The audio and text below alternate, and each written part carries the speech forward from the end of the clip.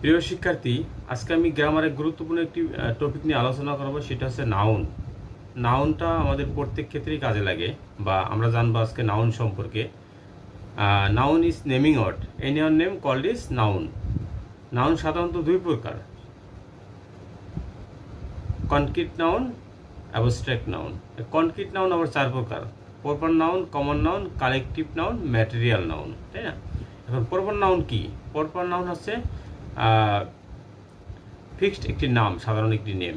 যেমন হচ্ছে ঢাকা, আবার আমি যদি বলি করিম, রহিম, আমরা যদি আমি পদ্মা। আর কমন নাউন হচ্ছে সবগুলো সাধারণ নামের একটি সমষ্টি, যেমন হচ্ছে বয়, গার্ল, রিভার, এগুলো। কালেকটিভ নাউন সমষ্টিবাচক, যেমন আর্মি।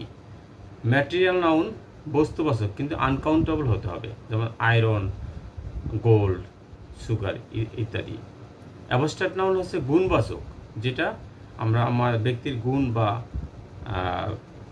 গুণ জাতীয় এরকম বোঝায়, যেমন হচ্ছে অনেস্ট, গুড, এই জাতীয়।